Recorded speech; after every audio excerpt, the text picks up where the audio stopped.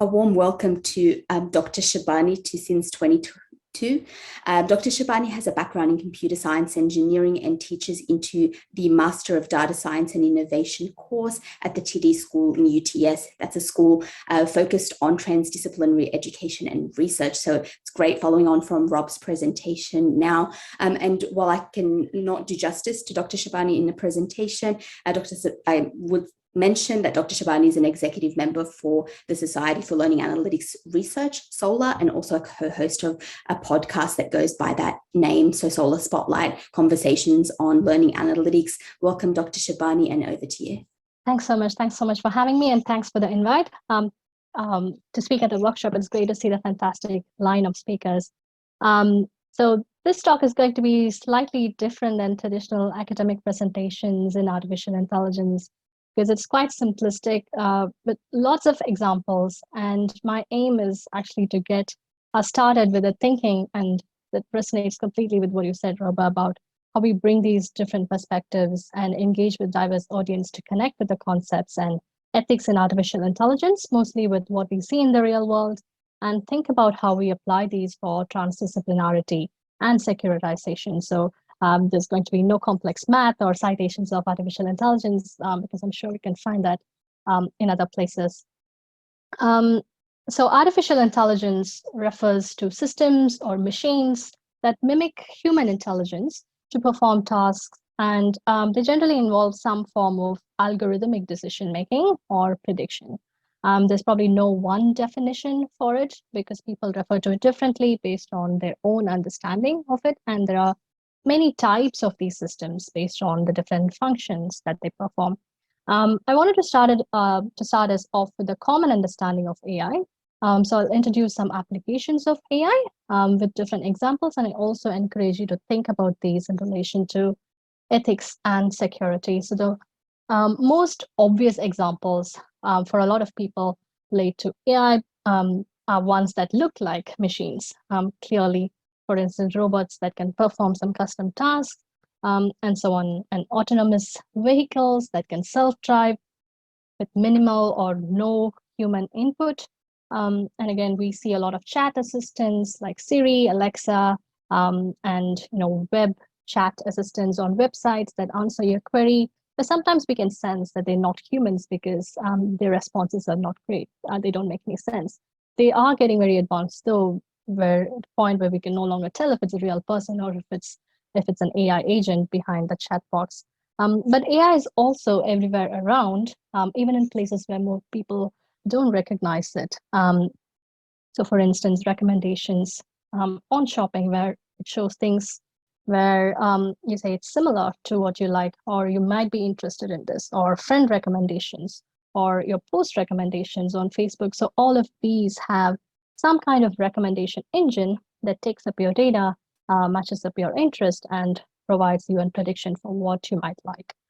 So all of these are different applications of AI, but it's also good to get an understanding of AI through the various forms of data it uses, and particular sectors like agriculture and farming, for instance, are using very advanced technical and technology and equipments that are becoming less expensive and easy to use to track simple things like weather and rain, but also to check if crops have matured for picking, if hens are of good health. So there's enormous amounts of data that can be collected and that can then be built into models.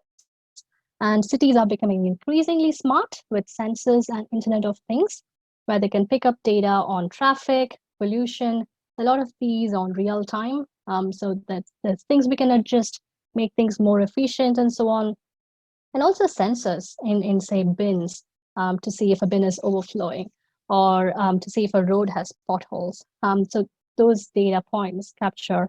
And these are not essentially related to humans, but these are related to the environment, the different things that we can collect, animal sources and plant sources and so on.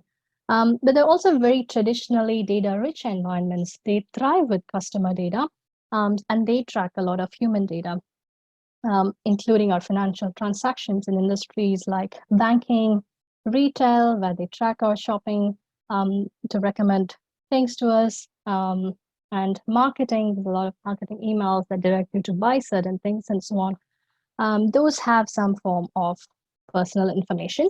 And there's more sensitive information in fields like healthcare, where it could be your vitals or the medication you take, or particular very sensitive health information, or the practitioners you go to, the procedures you've taken, and so on. And then there are even more sensitive data that can uniquely identify you as a person, using which things like face recognition, fingerprints, used for security purposes, but also in other places. So you can see the range from low sensitivity, things about environment, things about others, to very personal information about us, which can uniquely identify us, and so on. And as you can see, the range will also come up with a particular set of problems and issues related to that. And not just that, the data is also in very different forms, not just numbers anymore. There are images, text, videos, and all of these come with unique challenges. And so to bring in that transdisciplinary view, I'm going to show artificial intelligence as a nomadic or a traveling concept across particular dimensions of interest. And I'm going to demonstrate with this method with a few examples. So to view artificial intelligence through the different lenses, I'm thinking through the lens of technology, for instance, at the first place, which is more about affordances, the opportunities and issues that comes with what's made possible with technology. We also need to look into a people lens, where which people or stakeholder it affects, and the societal impact is a big picture of what are the changes that it can possibly create in the society, what impact it has. And then there are ethical questions around its usage, mapping all of those together. So it's more a translation tool used in transdisciplinary studies, but this also helps us apply AI from various disciplines, and we can apply this for use of AI in different sectors. So I'll just have a few examples for that, and I'll start off with the healthcare example, how we can map these out across these different dimensions. So for instance, let's start with examples of tumor detection in healthcare. One example, but there are many ways of diagnosing diseases where data is increasingly being used. And an aged care industry is another one, which has multiple opportunities, including the use of wearables to detect falls in elderly people or measuring the vitals of them, providing real-time alerts to doctors and so on. And mental health, in fact, AI companions for elders. And it's a growing list of population where we need to cater for. And this, in fact, helps a big group of people, including our medical professionals, doctors, nurses, surgeons, and this helps them make these decisions with the help of data. And it affects everyone, you and me, in the public. This data comes from everyone of us.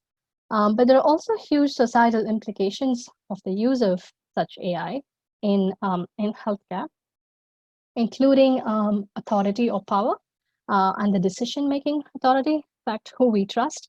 Do we trust the doctor more? Do we trust the machine more? Which is the right option to take, and so on. And the equality of opportunity, the use of such tech, because not everyone gets access to these. And there are inbuilt biases in the data which builds these algorithms. So there are known medical algorithms that have been established in past research where the algorithms are shown to be less accurate for Black people compared to white people because the algorithm has been trained on data from a particular set of people. And that has very crude and implications for people who are not in the data set. And sometimes we may not even know that that's happening because these algorithms can be a bit of black box. We don't know what's happening inside them. We only know what the predictions are and so on.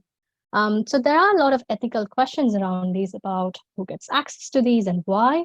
Does the patient have a say in all of these? Can the machine explain how it reached a decision? And there's whole heaps of explainable AI and related fields that are trying to tackle some of these issues, and the biases in the data set which are involved. And that, generally perpetuate human biases, but these can have big societal implications. So that's one sector example, but also show another one, education, because it's very close to the particular work that I do. A lot of my research is around data science in education. And just two quick examples about that. One is the prediction of learner failure or dropping out. So when we are able to know in advance that someone is likely to fail, or if they're likely to drop out, then there's a lot more opportunity to intervene earlier so that the learner doesn't do that. They're getting much better support in terms of their education or tools or mental health, whatever the issue that is, there's more opportunity to do that with the help of data. And a lot of feedback tools to help improve particular skills among learners. And we know that teachers do not always have the time, particularly when they're dealing with very, very large cohorts of students. So there's tools like automated writing feedback tools that can provide feedback to students to improve their writing skills. And these apply to, again, learners from all ages across different levels, school students, university level, even in workplace learning, informal learning context. We learn a lot in internet and outside of traditional classrooms. So these can happen anywhere and inform everyone.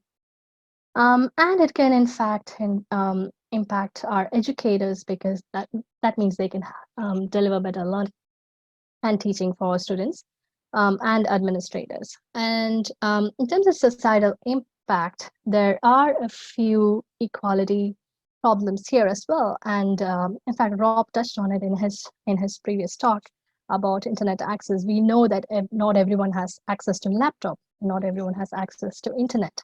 So such technology and the use of AI will only widen those gaps and inequalities that are already present in the society. And yeah, that's going to create more divisions. And the other problems are with cheating, because a lot of this AI is very, very advanced. More recently, some of that can automatically generate a text. It can write an automated essay for you. So and it's hard to detect if the essay was written by a machine or a human, and those kind of cheating and fraud can happen, and ways to tackle that need to emerge, again, both technically and more socio-technically. This is, again, a very socio-technical problem. So the questions around these are also to look at purposes and when and why it can be used. So there is a very clear difference between using AI for feedback versus using AI for assessment, for example, especially in high stakes. I can give feedback for a student to improve their writing, but can I trust the AI completely? So to trust it so that it will give the right grade for that essay for a student, especially if that would relate to their college admission and so on. What if the writer does not adhere to common practice? What if it's a creative writer? They are very unconventional. Would the machine, in fact, punish them for doing that? And there's a lot of ethical questions around that. And how do we enable privacy and consent for these learners, so they know what data is being used, what data is being collected, and for what purposes, and if they can opt out of the use of such data, if they don't want to, and so on. And again, there are many more complex issues and adverse impacts that we should look out for. For instance, if we use particular tools, would it favor easy to access formal-like skills such as punctuation, grammar, and not kind of reduce the focus from more creative or argumentative skills, for instance. So there are a lot of other issues to look for. So that's with education as an example, and I'm going to try to combine and consolidate a few key concerns for security. And one is about using these algorithms for any kind of high stakes decisions. It could be any sector, could be related to recruiting, getting a job, where the algorithm decides who does or does not get a job.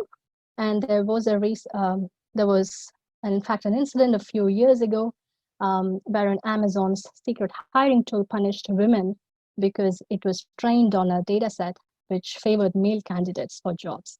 And thus such kind of biases exist in data set because they perpetuate human biases. And similarly, there could be high stakes decisions such as who gets into college or not, who gets a loan or not, who gets increased scrutiny or policing for suspected crime, and if there are demographics and things attached to those data that could adversely affect certain groups of people or individuals. And then there are a lot of concerns around personal data and identity, because phishing and cyber attacks are extremely common, and people try and use those data, steal that data for various malicious purposes.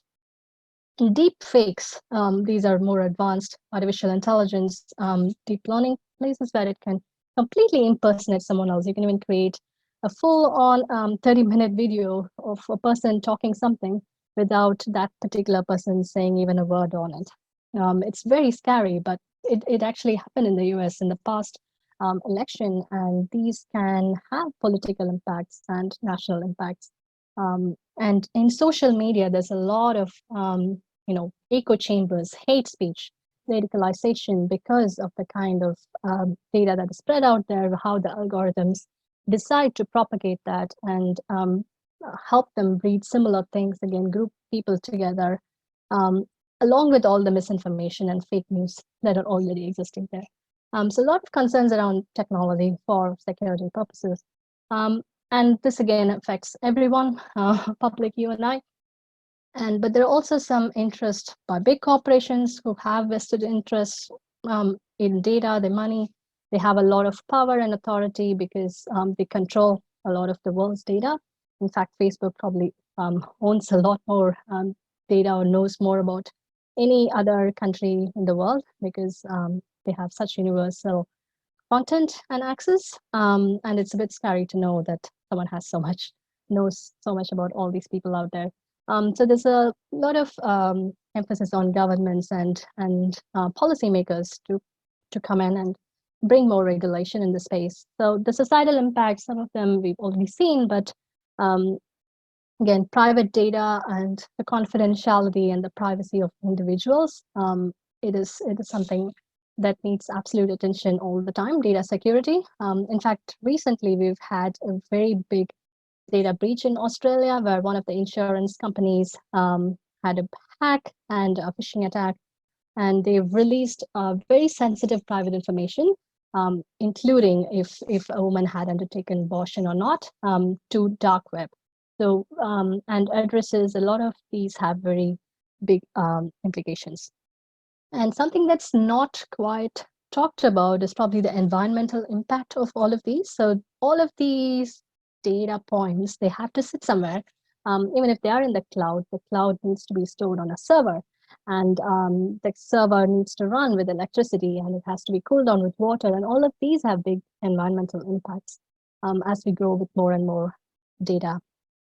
Yeah, so we've talked a lot about human biases and how those can perpetuate with the data and the models we've built. So the other thing is we don't have enough cultural knowledge and language info. So most of these tools are built on English, built on data sets, but we know that the world is very culturally, linguistically diverse. We don't have enough technology or things to capture that, and the context behind those. And again, law is very much behind all of the advances that are happening in a very rapid pace. So there needs to be some connect between policy, practice, and law. So a lot of questions, again, how can we ensure transparency and data security? Can we regulate this by law? And how do we develop critical thinking and digital literacy among citizens? This is another key point, because all of these solutions are not just about technology. So it's also about enabling people to know how and when and how to best use these technologies and advances, because these will keep changing, evolving, and keep progressing. So we need to have those critical skills to engage with these technologies in the future. So I just wanted to highlight this work from MIT that lets people play with some moral dilemmas similar to a trolley problem.